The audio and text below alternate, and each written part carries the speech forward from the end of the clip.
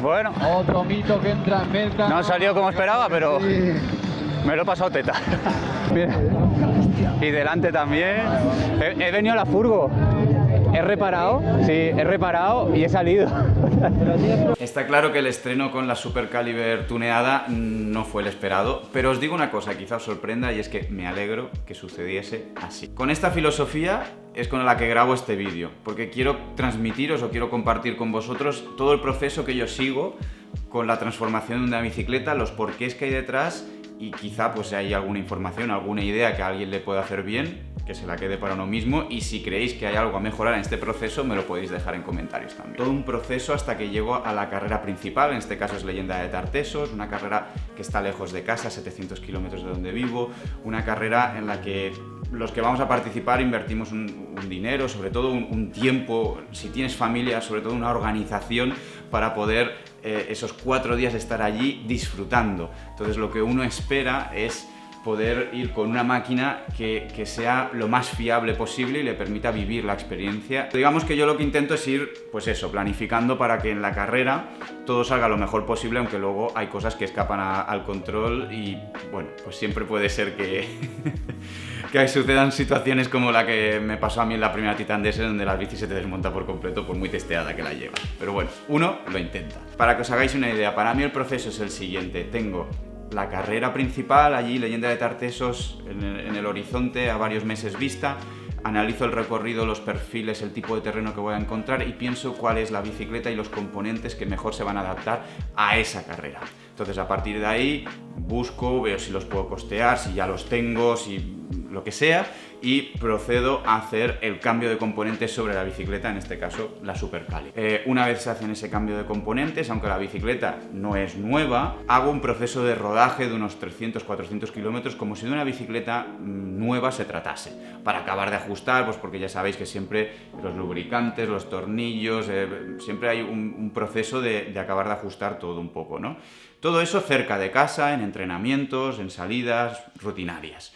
Una vez ese proceso está establecido, lo que hago es buscar una carrera de un día, intentando, sobre todo el objetivo principal es que esté cerca de casa. En este caso fue la Quematurrones de Elda, que está a 1 horita, 50 minutos de casa, 30-35 kilómetros, un terreno un poquito de todo, entre alguna trialera un poquito técnica, sobre todo mucha pista, mucho rodar, que es lo que yo busco para Leyenda de Tartesos, y entonces ahí tomarme esa carrera, obviamente como un estímulo para mi cuerpo a nivel físico, pero sobre todo como testeo de la bicicleta, los componentes, los materiales que yo llevo ahí encima. Y como os digo, esta vez salió mal, pero cuando las cosas salen mal es cuando más aprendes, porque de esa circunstancia quiere decir que no se va a repetir, esperemos, en la carrera principal que es Leyenda de Tartesos. Y la primera tiene que ver sobre todo con el tuneo del Isoster. Le cambiamos, como visteis, el token que venía de serie, que es estrechito, por el intermedio, y esto ha hecho que la bicicleta cambie por completo su comportamiento. Para que os hagáis una idea, para mis 68 kilos de peso, hemos pasado de estar metiendo unos 160 psi de presión en el amortiguador a llevar solo 110 y ahora sentirme mucho más cómodo, sobre todo porque los últimos 30 milímetros del recorrido, la segunda mitad, es mucho menos lineal. De manera que la bicicleta tiene un comportamiento más predecible en el triángulo trasero y yo al final lo que estoy sintiendo, tanto en los entrenamientos largos como en estas carreras y tal, es que llego mucho más entero al final. Es una bicicleta old school, geometría difícil de manejar, tienes que poner tú tu empeño, tu desarrollo, tu técnica como biker, y eso a la larga, pues a medida que vas acumulando kilómetros y horas sobre la bicicleta, hace que te vayas fatigando, sobre todo de tren superior. Pues con ese pequeño cambio de nada, realmente me siento mucho más entero al final de cada entreno, así que en este sentido acertamos y muy bien.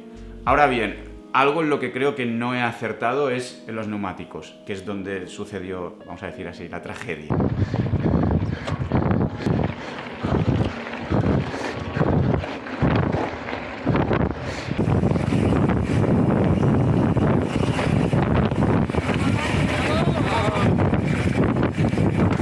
¡Mierda! ¡Joder! ¡Joder!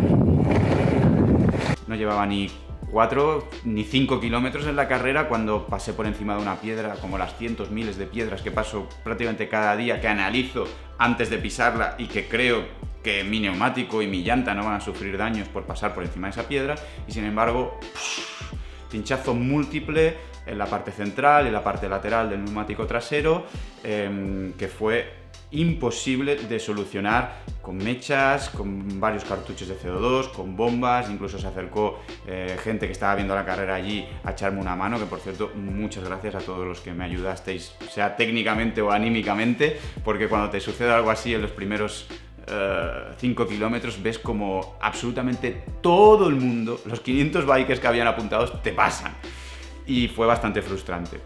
Claro, lo primero que pensé, maldita sea, me pasa esto en el kilómetro 5, ya no puedo hacer la carrera, me quedo sin poder testear la bicicleta y sin darle estímulo físico a mi cuerpo, después de haber venido aquí un domingo, etcétera, etcétera. Bueno, afortunadamente conseguimos inflar lo mínimo posible de aire, porque no había manera de que la cubierta volviese a talonar. Yo no llevo, para una marcha de 30 kilómetros, no llevo cámara de aire, de recambio. Como esto sucedió relativamente cerca de la meta, pensé, bueno, vuelvo a la furgoneta, intento reparar y a ver qué sucede. Y efectivamente, con varias mechas más, con la bomba de pie en la furgoneta pude reparar. Y a partir de ahí pensé, oye, pues vuelvo a empezar. Y tomé la salida nuevamente. Creo que fue como 40 minutos después de que la salida oficial se hubiese dado. Bueno, intenté hacer un simulacro de carrera, intenté, sobre todo, pues eso, ya no había posiciones, ya no, daba igual, era yo con la bicicleta a ver qué tal me entendía, y sobre todo con esos neumáticos. Claro, lo primero que hice fue aumentar mucho más la presión de los neumáticos. Al final yo creo que aquí es donde estuvo el problema, ¿no?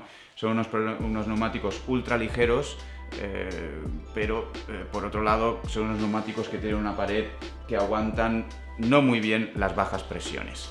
Si a eso le añadimos llanta ancha, pues a mí con llanta ancha de neumático 220 para arriba me gusta llevar las presiones para mis 68 kilos entre 1,2, 1,1 detrás kilos de presión y 0,8, 0,9 máximo 1 kilo de presión en la rueda delantera.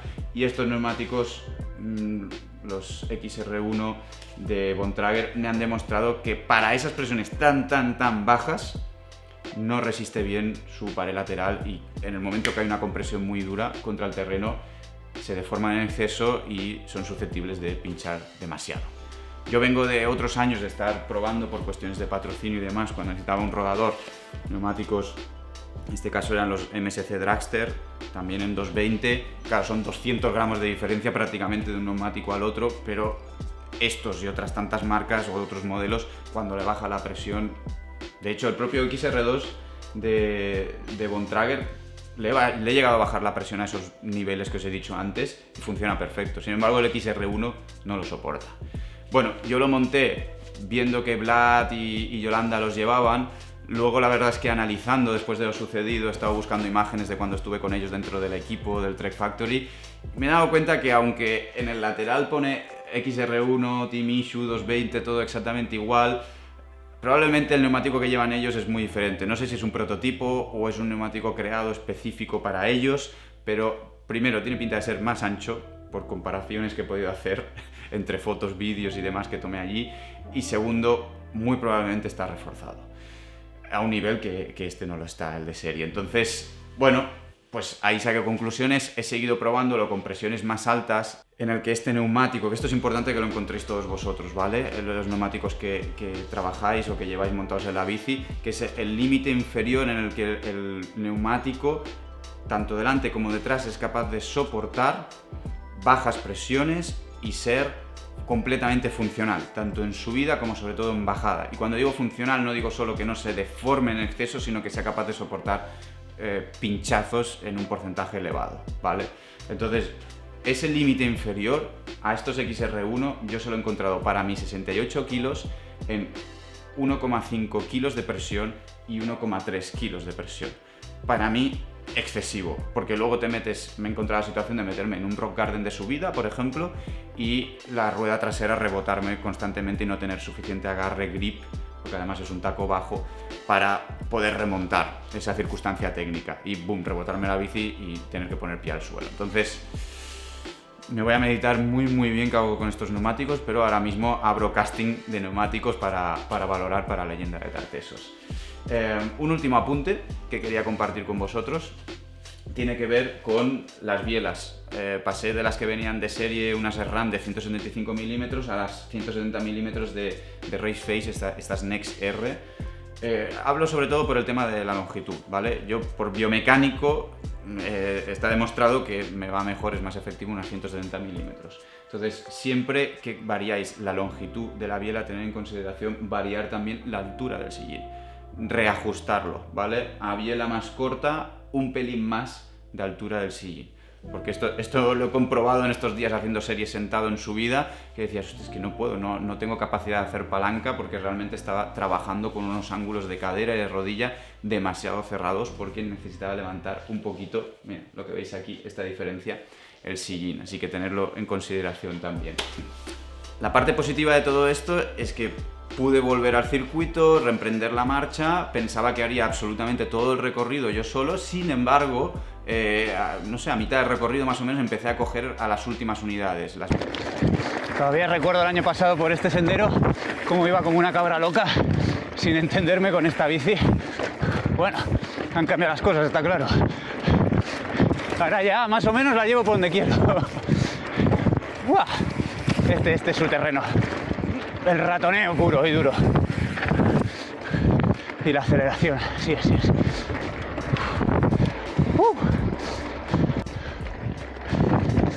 Paso por la izquierda, despacito. Muchas gracias. Por la izquierda, gracias. Gracias. Muchas gracias. Muchas gracias. Evidentemente eso hizo que yo tuviese que tener en consideración las circunstancias de esas personas. Yo ya no estaba en competición, estaba en modo testeo y lo más importante para mí es que esas personas no hubieran alterado su domingo por mi culpa, ¿no? Por venir detrás en plan como una flecha porque hay mucha diferencia de velocidad. Así que me dediqué a ir pidiendo permiso, tranquilidad, cuando hubiese un espacio déjame pasar y todos contentos y que tengáis un buen domingo, y creo que esa es la manera correcta, educada de funcionar, especialmente en una marcha con las personas que van atrás de todo. Ellos no tenían para nada la culpa de que yo hubiese tenido que empezar de nuevo el recorrido, pero bueno, quitando que no pude explotar al máximo el potencial físico y técnico, porque obviamente pues en el camino había más gente. Me lo acabé pasando muy bien, el recorrido fue estupendo y como os digo, todo está enfilado ya hacia Huelva, hacia Leyenda de Tartesos. Justo antes de la carrera supongo que publicaré un vídeo unboxing explicando, compartiendo con vosotros definitivamente las últimas modificaciones y sobre todo yo creo que aparatejos extras, porque últimamente estoy muy obsesionado con llevar las herramientas y los repuestos en la bicicleta y no tener que llevar nada encima mío. Por aquello de bajar el peso, de llevarlo todo bien sujeto, de no llevar nada en la espalda, que si te caes te puedes hacer daño porque están en los bolsillos, ¿no? Bueno, os explicaré más adelante.